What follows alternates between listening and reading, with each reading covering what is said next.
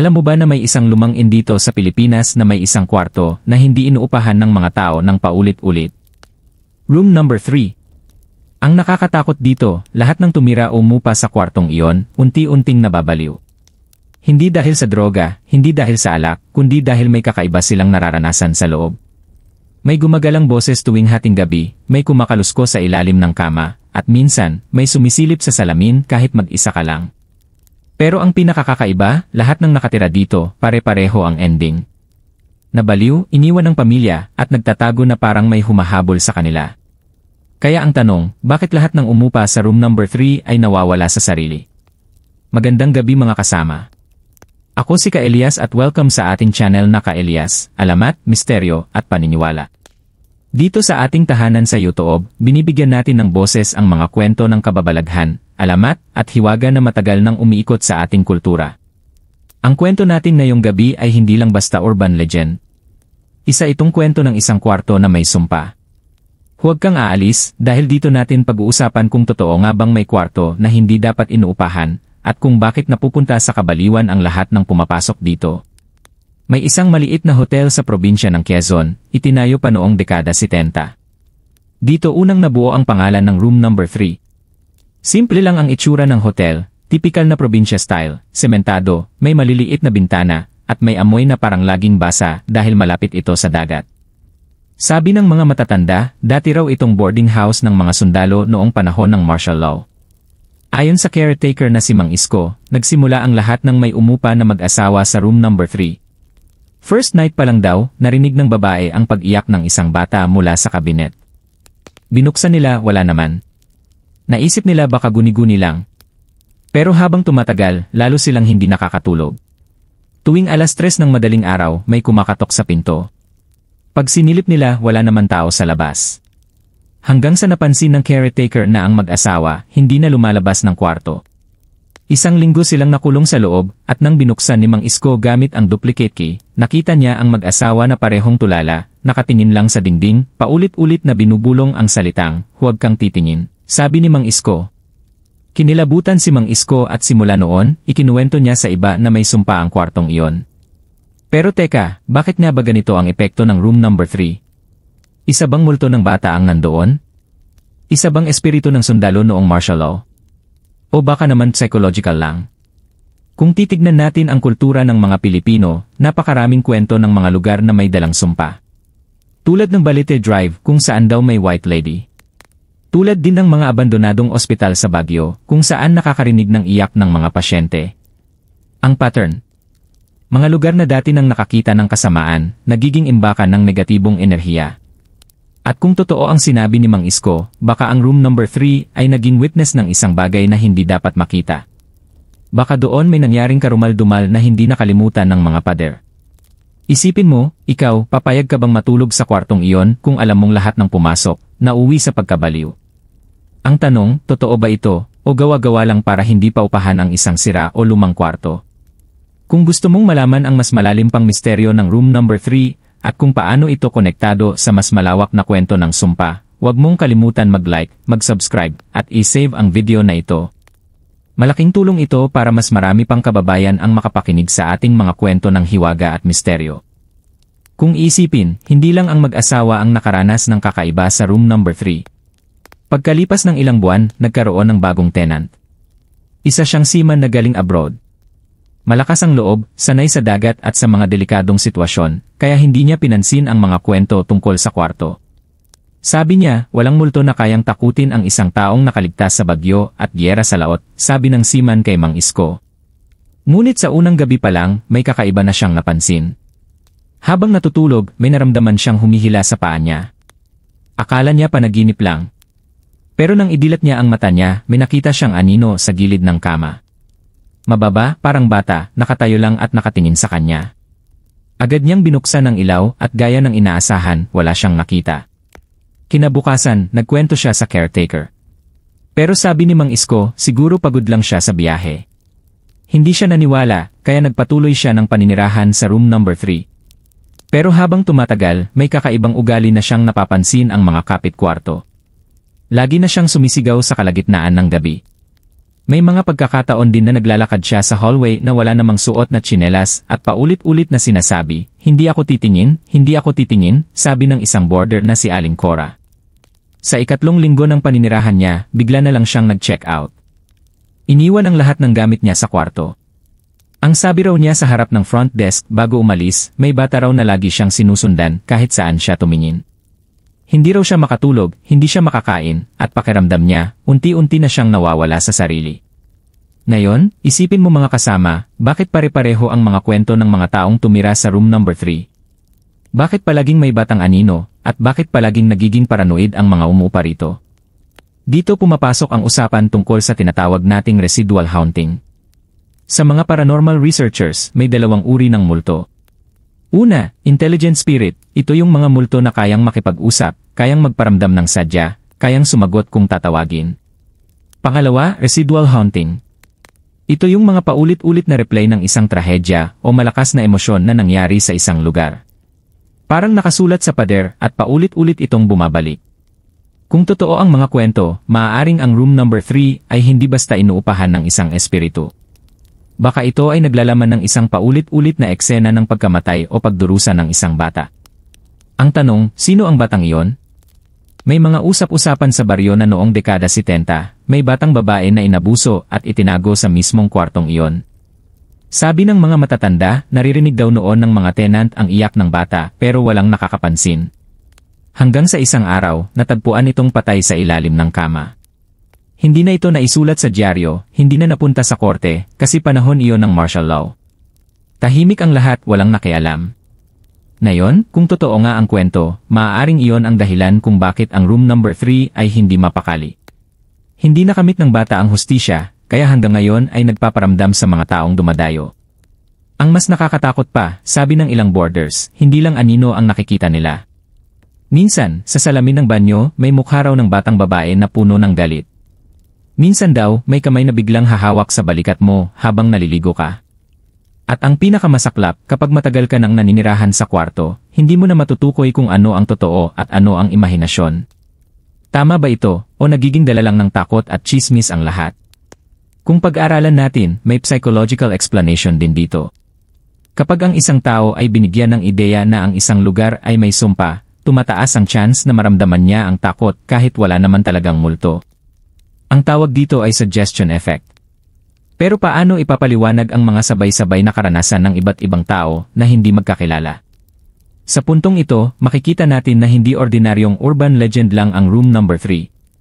Isa itong misteryo na may pinag-ugatan, may kasaysayan, at may epekto hanggang sa kasalukuyan.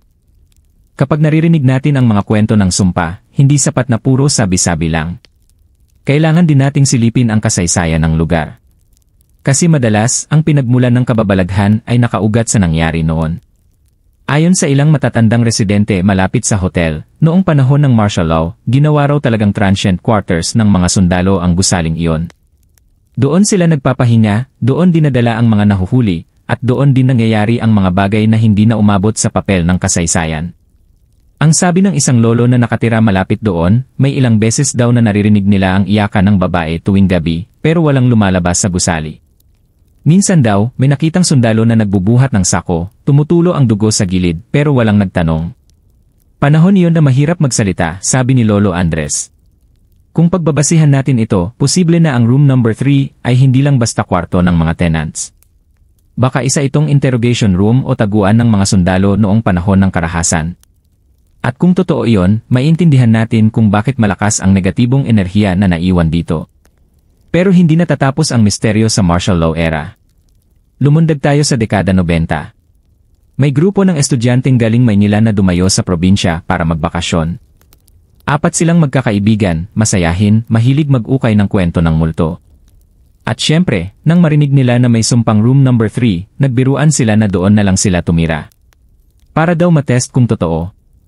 Sa unang gabi, nag-inuman sila, nagtawanan, at kinukutya pa ang mga multo. Pero bandang 2:00 ng madaling araw, isang babae sa grupo ang biglang nagsisigaw. Sabi niya may bata raw na nakatayo sa sulok ng kwarto, nakatingin lang. Pinagtawanan siya ng iba, akala lasing lang. Pero kinabukasan, nagbago na ang lahat. Tahimik na siya, hindi na siya sumasabay sa tawanan, at palagi lang siyang nakatingin sa dingding. Sa ikalawang gabi, hindi na siya makausap. Paulit-ulit lang siyang nagsusulat sa notebook ng salitang, "Huwag kang titingin." Paulit-ulit hanggang mapuno ang 3 pahina.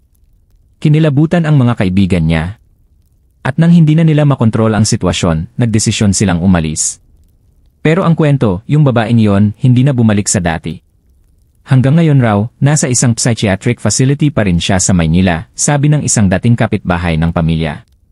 Isipin mo, mga kasama, 4 na magkaibigan, iisa ang nakakita, pero lahat sila kinilabutan. Bakit?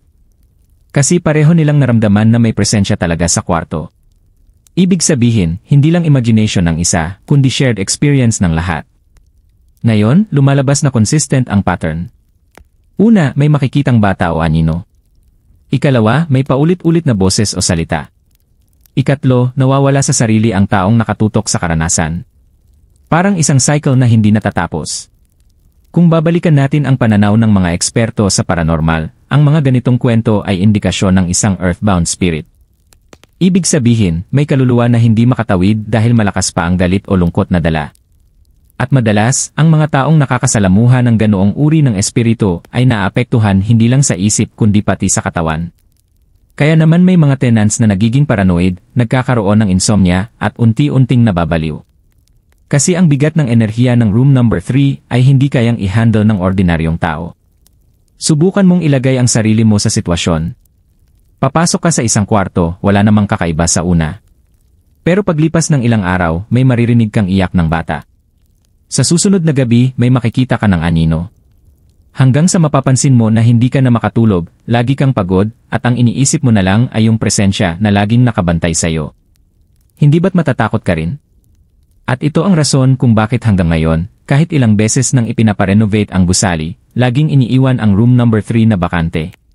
Hindi raw ito kayang ibenta, hindi kayang ipaupa ng matagal.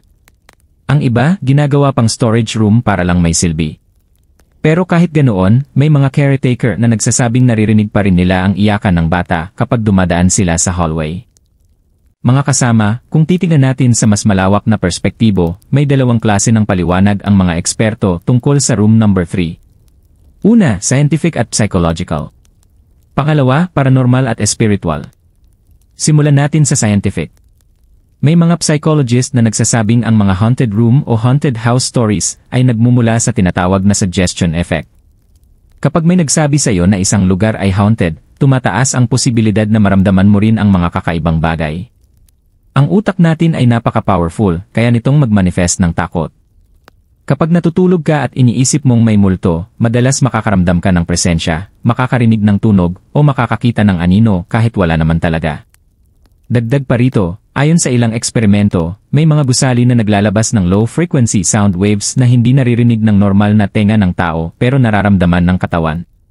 Kapag naroon ka sa isang silid na may ganitong vibration, maaari kang makaranas ng pagkahilo, paranoia, at hallucinations.